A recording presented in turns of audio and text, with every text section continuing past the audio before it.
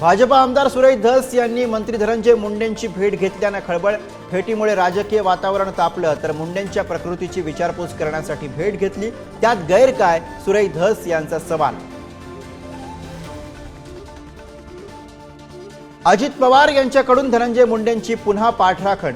आरोपांनंतरही राष्ट्रवादीच्या कोर कमिटीमध्ये मानाचं स्थान, पुरावे सिद्ध होईपर्यंत कारवाई न करण्यावर ठाम।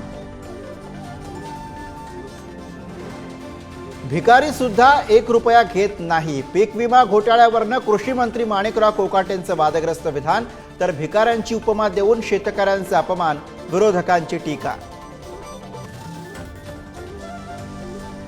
मुख्यमंत्री देवेंद्र फडणवीस यांच्या वॉर रूम शेजारीच एकनाथ शिंदेंचा समन्वय कक्ष। मुख्यमंत्री उपमुख्यमंत्र्यांमधील शहाची रंगली चर्चा।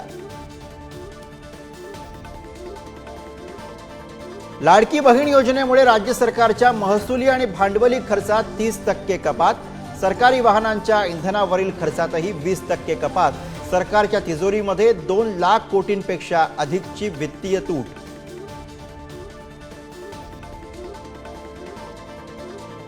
पुणे विद्यापीठ हे जेएनयू पेक्षा डाव्या विचारांचं। जेएनयूच्या कुलगुरू शांती पंडित यांच्या धक्कादायक विधानामुळे नवा वाद, संघी असल्याचंही केलं स्पष्ट। गर्भलिंग निदान करणाऱ्या आरोपींवरती मकोकाची कारवाई करण्याचा सरकारचा विचार। आरोग्य मंत्री प्रकाश आंबेडकर यांची माहिती। महाकुंभमेळ्यात मुख्यमंत्री फडणवीसांचं सहकुटुंब अमृत स्नान। साधू संतांचं दर्शन आणि गंगेची आरती करत भक्तिसागरात फडणवीस दंग। राज्यामध्ये लव जिहाद विरोधी कायदा करणार। पोलीस महासंचालकांच्या अध्यक्षतेखाली विशेष समिती गठीत। लव जिहाद विरोधात कायदा करणारं महाराष्ट्र 10वं राज्य ठरणार।